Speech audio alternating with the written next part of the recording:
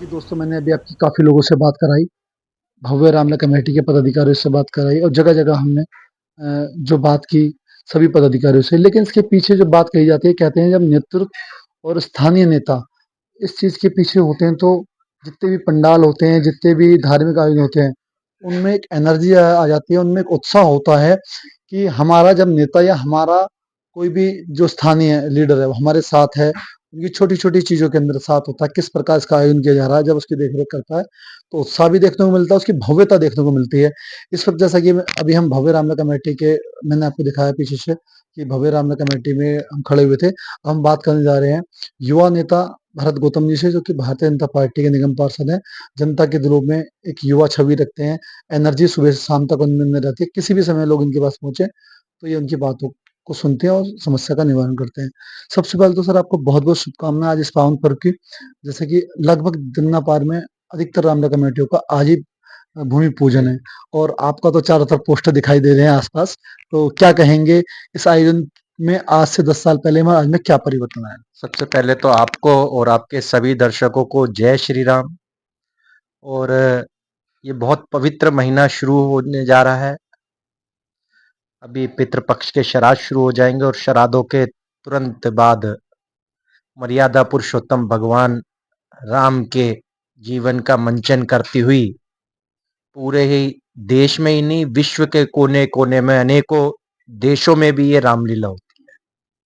ये शक्ति है हमारे सनातन धर्म की, ये शक्ति है हमारे प्रभु राम की।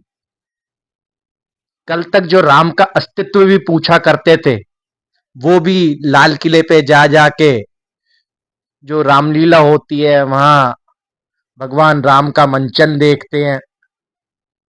ये और ये तो साल बहुत सौभाग्य का हमारा साल है कि मेरे भगवान राम बहुत लंबा वनवास काट के अपनी अयोध्या में प्रकट हुए हैं, वापस पधारे हैं और उसके बाद पहली बार ये रामलीला मंचन होगा। मेरी सभी रामलीला मंचन करने वाले सभी सामाजिक संस्थाओं को बहुत बहुत शुभकामनाएं हैं और बहुत बहुत साधुवाद है कि जहां समाज में अनेकों अनेकों कुरीतियां बढ़ रही हैं, वहीं समाज की युवा पीढ़ी को एक दिशा दिखाने का काम ये रामलीला मंचन करती है। पर जी मैं एक बात जानना चाहूँगा, जब लोग सामाजिक कार्यों में जुड़ते हैं या रामलीला से जुड़ते हैं, तो मुझे लगता है लोग नशे से भी लोग थोड़ा दूर होते हैं। ये एक बहुत अच्छा मैसेज जाता है रामलीला से समाज में। एक बच्चे का क्या कर्तव्य अपने पिता के प्रति, एक पत्नी का क्या कर्तव्य अपने पति के प्रति, एक छोटे भाई का क्या कर्तव्य अपने बड़े भाई के प्रति, एक राजा का क्या कर्तव्य है अपने राज्य के प्रति, अपनी जनता के प्रति।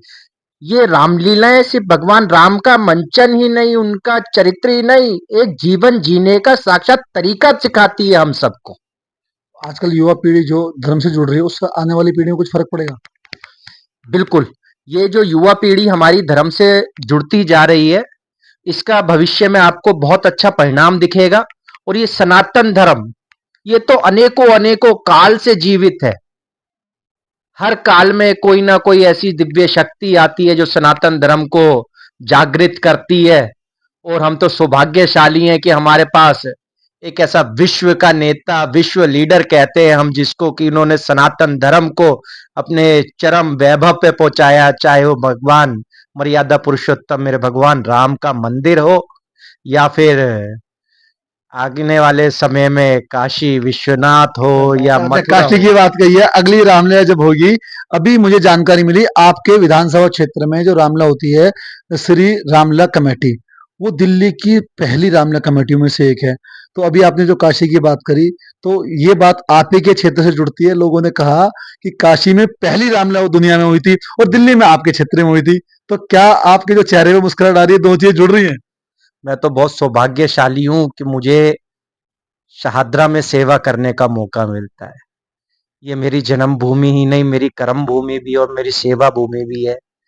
और शहादरा का तो बहुत बड़ा ऐतिहासिक धार्मिक बैकग्राउंड रहा है।